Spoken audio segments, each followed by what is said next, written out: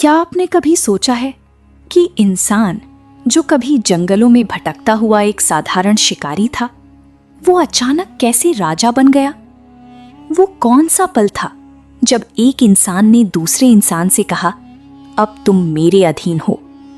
और उससे भी बड़ा सवाल, क्या राजाओं का जन्म व्यवस्था के लिए हुआ था या सत्ता की भूख के कारण? अगर आज की दुनिया में सरकारें, सेनाएं और सीमाएं हैं, तो इसकी शुरुआत कहां से हुई? ये कहानी सिर्फ एक साम्राज्य की नहीं है। ये उस सोच की कहानी है जिसने इंसान को बराबरी से उठाकर ताकत और नियंत्रण की दुनिया में धकेल दिया। हजारों साल पहले जब खेती की खोज हो चुकी थी, इंसान अब भटकने वाला नहीं रहा था। उसने जमीन पर बसना शुरू कर दिया था। छोटे छोटे गांव बन चुके थे। लोग अपने खेतों में अनाज उगाते, पशुपालन करते और अपने परिवार के साथ एक स्थिर जीवन जीने लगे थे। लेकिन इस स्थिरता के साथ एक नई समस्या पैदा हुई, संपत्ति। अब इंसान के पास जमीन थी, अनाज था, पशु थे और इन्हें बचाने की जरूरत भी थी। यहीं से शुरू हुआ संघर्ष। पहले इंसान प्रकृति से लड़ता था, अब इंसान इंसान से लड़ने लगा। एक गांव दूसरे गांव के संसाधनों पर नजर रखने लगा। पानी के स्रोत, उपजाऊ जमीन और अनाज के भंडार, ये सब अब ताकत का प्रतीक बन चुके थे।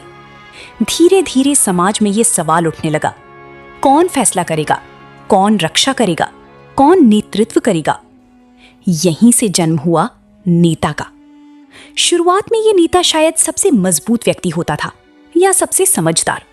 वो विवाद सुलझाता, खतरे के समय दिशा देता और युद्ध में आगे रहता। लेकिन समय के साथ ये नेतृत्व स्थायी होने लगा। अब ये सिर्फ जिम्मेदारी नहीं रही, ये सत्ता बन गई। और यहीं से शुरू हुआ राजाओं का युग। इतिहास हमें बताता है कि दुनिया का पहला संगठित साम्राज्य लगभग 2334 ईसा पूर्व में मेसोपोटामिया की भूमि पर उभरा। ये वही क्षेत्र है जिसे आज हम इराक और उसके आसपास के इलाकों के रूप में जानते हैं। यहाँ दो महान नदियां बहती थीं, टिग्रिस और यूफ्रेट्स।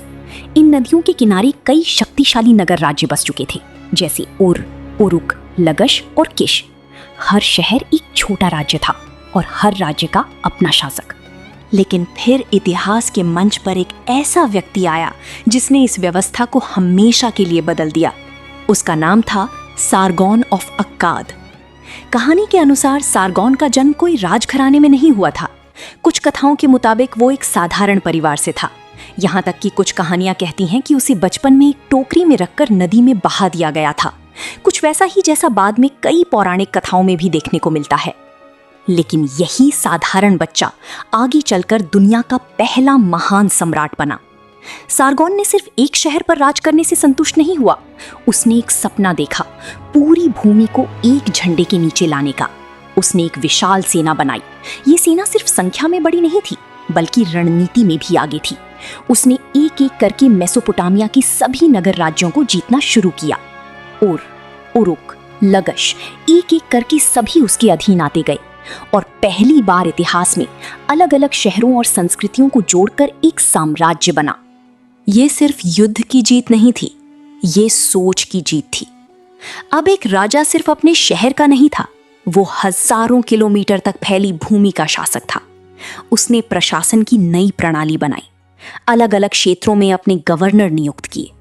एक केंद्रीकृत शासन की शुरुआत हुई। लेकिन यहां एक गहरा सवाल उठता है, क्या यह व्यवस्था लोगों के भले के लिए थी या सिर्फ नियंत्रण के लिए? कुछ इतिहासकार मानते हैं कि साम्राज्य ने स्थिरता लाई, कानून बने, व्यापार बढ़ा, सुरक्षा बेहतर हुई। लेकिन दूसरी तरफ कई विद्वान ये भी कहते हैं कि यही वो पल था जब असमानता अपने चरम पर पहुंची। राजा और आम जनता के बीच की दूरी बढ़ने लगी। अब एक वर्ग आदेश देता था और दूसरा पालन करता था। यहीं से समाज में वर्ग विभाजन और गहरा हो गया। सारगोन के बाद कई और साम्राज्य उभरे, बेबीलोनियन, असीरियन, मिस्र के फराओ। हर जगह एक ही पैटर्न दिखता है, एक शक्तिशाली नेता, एक संगठित सेना और एक केंद्रीकृत शासन। बेबीलोन के राजा हम्मुराबी ने दुनिया के पहले लिखित कानूनों में से एक बनाया। आंख के बदले आंख का सिद्धांत इसी समय आया। ये दिखाता है कि अब समाज को नियंत्रित करने के लिए नियमों की जरूरत थी। लेकिन हर साम्राज्य की एक कीमत होती है। युद्ध, खून खराबा, विद्रोह, ये सब साम्राज्यों का हिस्सा बन गया। जहां एक तरफ विकास था, वहीं दूसरी तरफ विनाश भी था। कुछ इतिहासकार ये भी तर्क देते हैं कि अगर साम्राज्य ना होते तो शायद इंसान ज्यादा स्वतंत्र होता, लेकिन विकास धीमा होता। वहीं कुछ कहते हैं कि साम्राज्य ने ही सभ्यता को आगे बढ़ाया। तो क्या साम्राज्य एक जरूरत थी या एक गलती?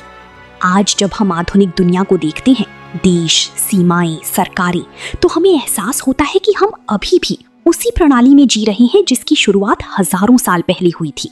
राजा भले ही अब नहीं है, लेकिन सत्ता आज भी है। उस समय तलवारें थीं, आज कानून है। उस समय सेना थी, आज भी सेना है। बस चेहरे बदल गए हैं, लेकिन खेल वही है। और अब सवाल आपसे है, अगर आपको मौका मिले तो क्या आप उस समय के साम्राज्य में जीना चाहेंगे जहां एक राजा सब कुछ तय करता था, या आज की दुनिया बेहतर है जहां आजादी है लेकिन संघर्ष अभी भी खत्म नहीं हुआ? अपना जवाब जरूर बताना, क्योंकि इतिहास सिर्फ बीते हुए समय की कहानी नहीं है, ये हमारी आज की दुनिया का आईना है।